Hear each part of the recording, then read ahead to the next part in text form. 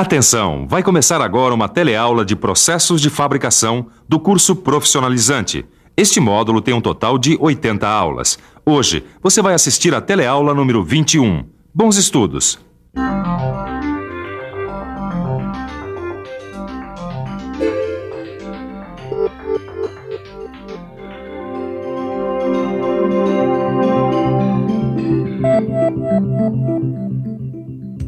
No Telecurso 2000 Profissionalizante, os processos de fabricação que você estudou até agora foram principalmente os do tipo metalúrgico, como a fundição, a laminação, a trefilação e outros.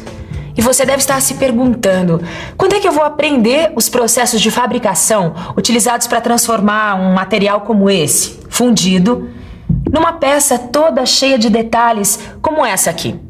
Pois você pode parar de se afobar, hein? Agora que você já está uma fera nos processos de fabricação que preparam a matéria-prima, está na hora de pôr de fato a mão na massa e aprender os processos mecânicos de fabricação. A partir dessa teleaula, você vai entrar em contato com a maior família dos processos de fabricação, a usinagem.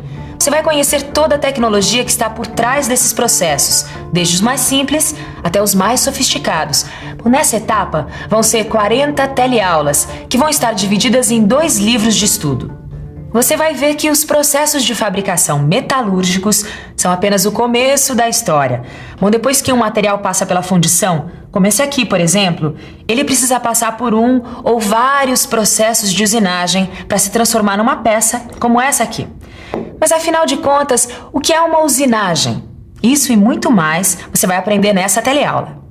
Hoje você vai ficar sabendo o que é usinagem, vai aprender o que é a chamada geometria de corte e vai conhecer um pouco sobre as características das ferramentas e os materiais utilizados para fabricá-las.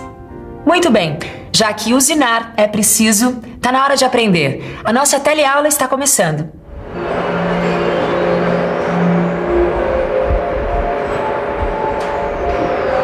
Eixos, anéis, discos, rodas, engrenagens, suportes, parafusos, carcaças, enfim. Vocês estão cansados de saber que todos os conjuntos mecânicos são formados por uma porção de peças.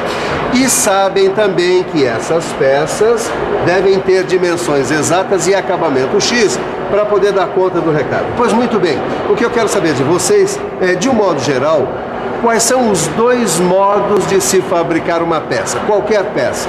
Você está falando de processos de fabricação. Já sei, Tito. A gente estudou isso num livro de processos de fabricação. O livro dizia o seguinte: as peças podem ser fabricadas de 2 modos. O primeiro é sem a produção de cavacos, como nos processos metalúrgicos, de fundição e laminação, por exemplo. Cavaco, você sabe, são lascas de metal. E o segundo modo é com a produção de cavacos. E a produção de cavacos é justamente o que caracteriza todos os processos de usinagem. Registrou aí? Usinagens são processos de fabricação com a produção de cavacos. Mais precisamente é o seguinte: usinagem é o processo pelo qual a gente modifica a forma de um material com a remoção progressiva de cavacos ou aparas, metálicas ou não. O problema das peças fundidas e forjadas é que elas apresentam uma superfície grosseira, precisando de um melhor acabamento. É exatamente aí que entra a usinagem. E a usinagem também entra em campo quando a gente precisa fazer um canal como esse aqui, ó. Aliás, para fazer uma peça como essa, cheia de detalhes, só mesmo uma boa usinagem. Tá a fim de saber o que a usinagem permite? Então anote aí. Acabamento de superfície de peças fundidas ou conformadas, fornecendo melhor aspecto e dimensões mais exatas. Possibilidade de abertura de furos, rasgos, rebaixos e todo tipo de detalhe. Fabricação de uma só peça em qualquer formato a partir de um bloco de material metálico ou não metálico. Dá só uma olhada aqui.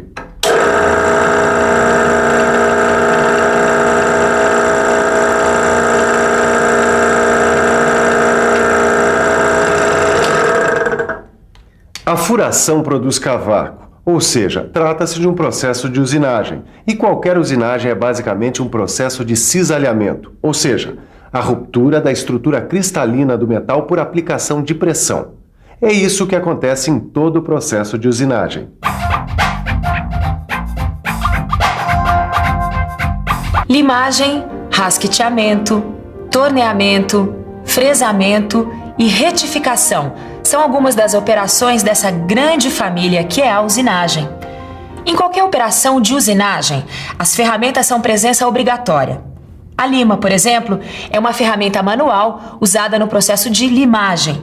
Já essa ferramenta aqui, olha, ela é utilizada numa máquina chamada torno, que é a máquina operatriz ou máquina ferramenta, que faz o torneamento. Mas o interessante aqui é que qualquer que seja a ferramenta, todas elas realizam o cisalhamento ou corte, como dizem os mecânicos, através de um princípio fundamental que você já viu numa das primeiras teleaulas do Telecurso 2000 Profissionalizante, a cunha. Na talhadeira, na serra, na ferramenta do torno, enfim, a cunha marca a presença em todas as ferramentas de corte. E repare que a sua característica mais importante é o chamado ângulo de cunha. Quanto menor esse ângulo, mais facilidade tem a ferramenta para cortar. Tudo bem, Silva. Quanto menor o ângulo da cunha, mais a ferramenta corta.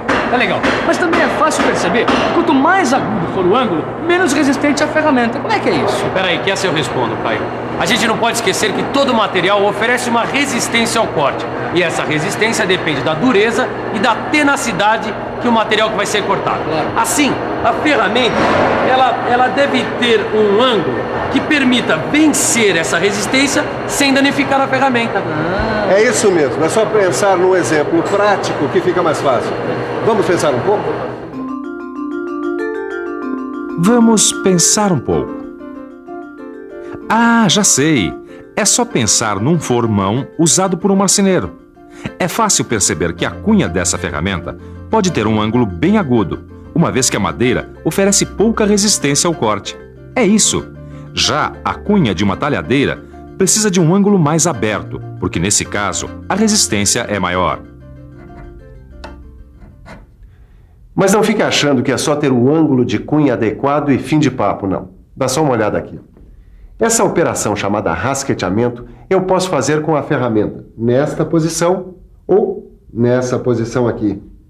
É claro que existe uma posição mais indicada. Isso mesmo, a posição da ferramenta em relação à superfície que vai ser cortada também influi. No seu livro de estudos tem algumas ilustrações que mostram isso muito bem. Ah, tá aqui. Essa figura representa a ferramenta de uma plaina. Repare que existe uma área de atrito muito grande entre a ferramenta e a superfície da peça, o que não é bom.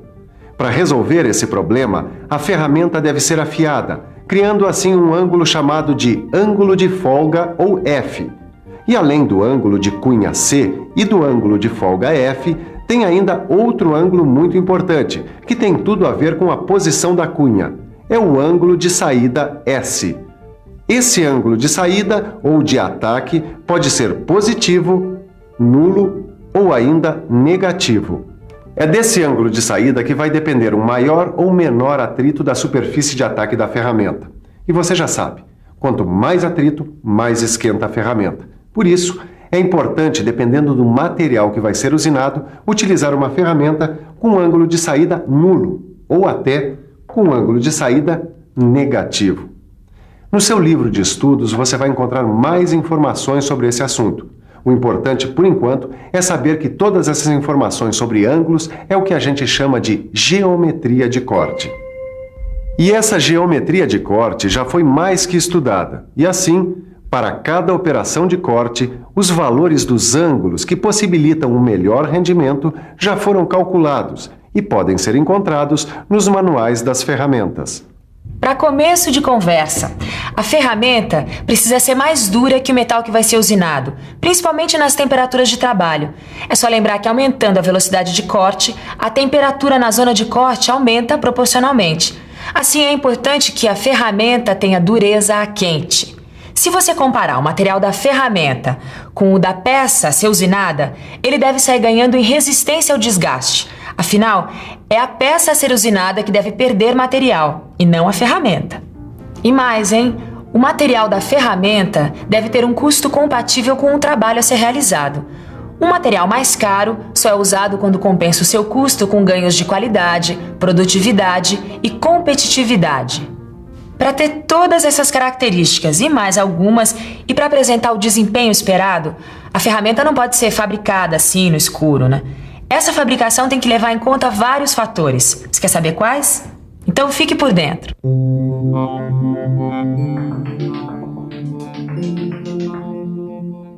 Na hora de produzir uma ferramenta, deve-se levar em consideração os seguintes fatores: a natureza do produto a ser usinado no que diz respeito a seus custos e precisão, o volume da produção, o tipo de operação, os detalhes de construção da ferramenta, o estado da máquina-ferramenta e as características do trabalho. Quer dizer então que todas essas ferramentas foram fabricadas levando em consideração todos esses fatores? Claro, e mais, essas ferramentas podem ser fabricadas com vários materiais. Essa talhadeira, por exemplo, é de aço carbono. Essa broca aqui é de aço liga. Exatamente, os aços ligas médios, como são chamados, são bons de resistência ao desgaste. Aí tem também essa ferramenta de torno aqui, que é de aço rápido. Aí de liga não ferrosa, tem alguma? Tem sim. Essa aqui, por exemplo. Tá vendo? Elas são boas pra quê, Silva? Elas são boas de se trabalhar em altas temperaturas. Dá uma olhada aqui. Essa aqui parece que tem uma espécie de pastilha presa nela. Sim. Essa é a pastilha de metal duro ou carboneto sinterizado. Agora, vocês sabem para que tipo de serviço ela é boa? Não. E você aí em casa quer saber? Pois então dê uma olhada no seu livro de estudos, que lá você vai encontrar informações detalhadas sobre os materiais com os quais as ferramentas são fabricadas e suas indicações. Mas antes, que tal uma boa revisada no que a gente viu hoje? E atenção, se liga aí que é hora da revisão. Na teleaula de hoje, você aprendeu que a usinagem é um processo pelo qual se modifica a forma de um material pela remoção progressiva de cavacos ou aparas. Aprendeu que as ferramentas são fundamentais nesse processo e que o corte é executado pelo princípio fundamental da cunha. Ficou sabendo o que é ângulo de folga, ângulo de cunha e ângulo de saída ou ataque, que representam o que é chamado de geometria de corte. Por último, aprendeu que para fabricar uma ferramenta é necessário levar em consideração uma série de fatores e que essas ferramentas podem ser fabricadas de vários materiais. E aí, você gostou, não é mesmo? E olha que esse só foi o primeiro passo, hein? A gente ainda tem muita usinagem pela frente. Na próxima teleaula, por exemplo, a gente vai falar sobre os parâmetros de corte. Mas para chegar até lá, sem dúvidas, é bom você dar uma boa estudada no seu livro, hein? Espero você na próxima teleaula. Tchau!